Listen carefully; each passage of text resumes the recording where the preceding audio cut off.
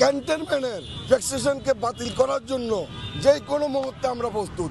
স্বাধীন তদন্ত কমিশন আমরা ক্যান্টনমেন্ট থেকে কোনো ভ্যাকসিনেশন আমরা চলতে দেব না ইনশাল্লাহ। কি হচ্ছে যে আমি আবুদের অবস্থা এরকম অবস্থানটা এখন এরকম একটা পর্যায়ে এসে পৌঁছাচ্ছে। আমি চাই ওনারা যাতে ভালো মানে ন্যায় বিচারটা পায় আর কি, এটাই চাওয়ার সরকারের কাছে, আর কিছু না। বিডিআরের সন্তান অনেকেই আছে কিন্তু এখন পর্যন্ত মাঠে আসছে না, তাদেরকে আপনি কি বলবেন? আমি বলতে চাই তারা সবাই আসুক, আমরা সবাই এসে আবার ওনাদের পাশে থাকতে চাই, ওনাদের পাশে এসে দাঁড়াই, তাহলে হবে ওনাদের একটা মানে মনের জোর পাবে, যে সাহস পাবে না আচ্ছা আমরা আছি আবুদের সাথে, আমরা আছি আম্মুদের সাথে, আমরা লড়াই করব, আমরা শেষ পর্যন্ত যাব, এরকম একটা আর কি। ওনারা আসলে ভালো হয়। আমাদের ৫ম দিনের মতো অবস্থান কর্মসূচি চলমান আছে এবং গতকালকে স্বাধীন তদন্ত কমিশন একটি প্রেস ব্রিফিং করেছেন। তাতেও আপনারা শুনেছেন স্বাধীন তদন্ত কমিশন বলেছে দুইয়ের উমধারা নিয়ে জটিলতা। তো আমরা এই দুইয়ের উমধারাকে কার্যক্রম পরিচালনা রেখে কোনো প্রকার কাজ আমরা করতে দেব না, এই দাবিতে আমরা সবসময় সজাগ আছি। এবং যতদিন পর্যন্ত এই দাবি আদায় হবে না, আমাদের 3টা দফা। সর্বপ্রথম সারা বাংলাদেশে বিভিন্ন ইউনিটে আমাদেরকে বিশেষ আদালত, sure court, summary court, sector commander summary court যাদেরকে চাকরিচ্যুত করা হয়েছে প্রত্যেকে চাকরিতে পুনর্বহাল করতে হবে এবং সকল প্রকার সুযোগ সুবিধা সহ 2 নম্বরে 2-এর উমধারা বাতিল করে কার্যক্রম পরিচালনা করতে হবে। 3 নম্বরে নিরপরাধ জেলবন্দি সকলকে অবিলম্বে মুক্তি দিতে হবে। আমরা এই 3টে দাবি যতক্ষণ পর্যন্ত মেনে নেবে না ততক্ষণ পর্যন্ত আমরা আমাদের শান্তিপূর্ণ অবস্থান কর্মসূচি থেকে আমরা উঠব না। আর তাই আপনাদের প্রতি হয়ে আমরা অনুরোধ করব সরকার যেন আমাদের প্রতি সদয় হয়ে আমাদের এই 3টে দাবি মেনে নিয়ে আমাদেরকে এই বিপদ থেকে যেন রক্ষা করেন। আচ্ছা, কালকে তো বলা হয়েছে যে নতুন কিছু রাজনৈতিক ব্যক্তিরা এর সাথে সংশ্লিষ্ট থাকে, এটাকে আপনারা কি মনে করছেন?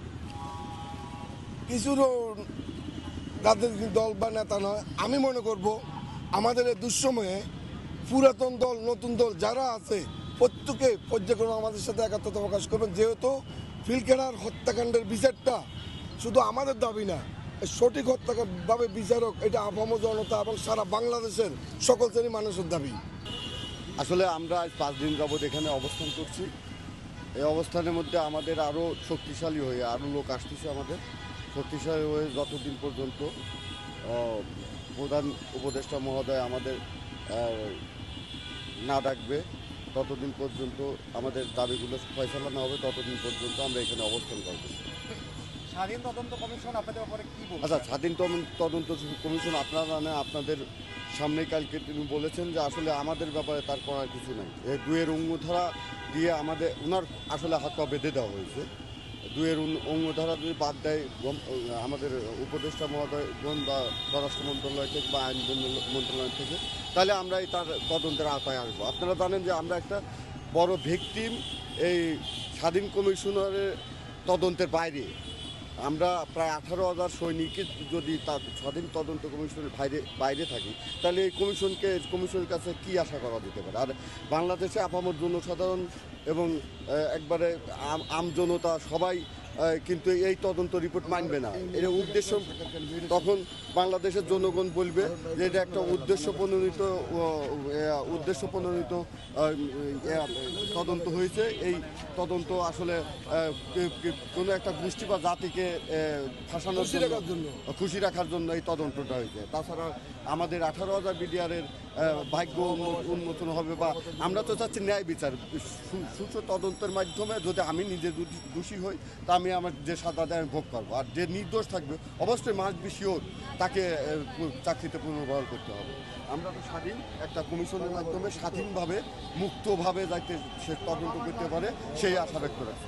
এখন পর্যন্ত সর্বশেষ অবস্থান আর প্রথম থেকে একই কথা ছিল আমাদের যে ন্যায্য দাবিটা আছে। আমরা আজকে জানেন আমরা এই বিগত 5ই আগস্টের পরে আউটডোর এবং ইনডোর মিলে ঢাকার ভিতরে 28টা শান্তিপূর্ণ আন্দোলন কর্মসূচি গ্রহণ করছি। ইভেন এই যে ইদানিং আমরা যে নতুন কর্মসূচি করতেছি 5 দিন ধরে, আজকে 5 দিন রানিং। আমাদের দাবি ভাই 3টা। প্রথম দাবি হচ্ছে আমাদের নিরপরাধ যারা আছে সকলকে চাকরিতে পুনর্বহাল করতে হবে, নিরপরাধ জেলবন্দীদের মুক্তি দিতে হবে। এই দাবি অবস্থান কর্মসূচি আমাদের যতক্ষণ পর্যন্ত যতদিন পর্যন্ত এই দাবিটা ন্যায্য দাবিটা সরকার মেনে না নেবে ততদিন পর্যন্ত আমাদের আন্দোলন চলবে। এই উমদারা বিষয়টা নিয়ে আমরা অনেকেই কনফিউজ আছি এখনও, যদিও দীর্ঘ 6 মাস শেষ হয়ে গেছে তদন্ত কমিশনের কাজ। তো দুঃখের বিষয় হয়তো অনেক বিষয়গুলো জানে না। আপনারা জানেন যে এই স্বাধীন তদন্ত কমিশনের জন্য আমরা বিডিআর সদস্যরা বিভিন্নভাবে সকলে মিলে সেনা কর্মকর্তা যারা প্রত্যক্ষদর্শী অফিসার তাদেরকে নিয়ে আমরা একটা রিট করেছিলাম। রিটের পরিপ্রেক্ষিতেই বর্তমান সরকারকে বলা হয়েছিল একটা কমিশন গঠন করার জন্য, ওনারা এক পর্যায়ে এটা না করে দিয়েছিল। যে কোনো কারণে আমাদের আন্দোলনের চাপে এবং ছাত্র জনতার চাপে মাহিন সরকারের নেতৃত্বে আমরা শহীদ মিনার যখন তীব্রতর থেকে তীব্রতর আন্দোলন গড়ে তুলি, বর্তমান সরকার একটা স্বাধীন তদন্ত কমিশন গঠন করতে বাধ্য হয়েছিল। যাই হোক, আলহামদুলিল্লাহ। কিন্তু দেখেন এখানে একটা দুয়ের লেজ বা দ্বারা একটা প্রজ্ঞাপনে সংযত করে আমাদের বিচার কার্যক্রম মানে ব্যাঘাত ঘটায় রাখছে। এখানে বলা হয়েছে দুয়ের ধারাতে পিলখানার অপরাধে সারা বাংলাদেশে যত ধরনের অপরাধ হয়ে গেছে বা বিচার হয়ে গেছে এই বিচারটা অক্ষুণ্ণ রাখতে হবে, ঠিক রাখতে হবে। অর্থাৎ ফ্যাসিস্ট হাসিনা সরকারের যে পিলখানার হত্যাকাণ্ডটা এটা সবাই জানে। ভারতের প্রেসক্রিপশনে ফ্যাসিস্ট হাসিনা সরকার পরিকল্পিতভাবে পিলখানা এই হত্যাকাণ্ড ঘটাইছে এবং এই হাসিনার যে রায়টা বা বিচারটা এটা অক্ষুণ্ণ রাখতে হবে, ঠিক রাখতে হবে। ঘটনা হচ্ছে আমরা যারা আন্দোলন করে আমাদের ন্যায্য দাবির জন্য মজলুম বিডিআর সদস্যরা স্বাধীন তদন্ত কমিশন চাইছি, দুইটা উদ্দেশ্য এখানে। একটা হচ্ছে যারা প্রকৃত অপরাধী সে বিডিআর হোক, অল্প কিছু লোকজন বা রাজনৈতিক ব্যক্তিত্ব হোক, যেটা কাউকে গতকালকে স্বাধীন তদন্ত কমিশন স্পষ্টভাবে বলে দিছে যেটা রাজনৈতিক দল জড়িত এবং এটা বিভিন্ন সময় পরিকল্পিত হত্যাকাণ্ডের এটা পরিকল্পিত হত্যাকাণ্ড। তো ঘটনা হচ্ছে আমরা চাইছিলাম যারা প্রকৃত অপরাধী তাদের দৃষ্টান্তমূলক শাস্তি, যারা আমরা নিরপরাধ তাদের চাকরি এবং পুনর্বাসন যাতে হয়। কিন্তু এখানে আপনার শুধু অমধারা দিয়ে যারা মানে অপরাধ হয়ে মানে যাদের বিচার হয়ে গেছে, ভুলে যাদের বিচারটা হয়ে গেছে, যারা অপরাধী না তাদের বিচারটা আপনারা অক্ষুণ্ণ রাখতে বলছেন। এরকম কমিশন আমরা চাই না। আমরা চাই দুয়ের অমধারা অচিরেই সরকার অমিট করে বাতিল করে আমরা যারা ক্ষতিগ্রস্ত আছি সকলকেই এই অমধারার সাথে নতুন তদন্তের কাছে আনবে বা তদন্তের মাধ্যমে নতুন তদন্তের আওতায় এনে আমাদের যারা চাকরি প্রত্যাশী যাদের বয়স আছে তাদের চাকরিতে পুনর্বহাল করবে, যাদের যারা প্রকৃত অপরাধী তাদের দৃষ্টান্তমূলক শাস্তি দিতে হবে। ধন্যবাদ।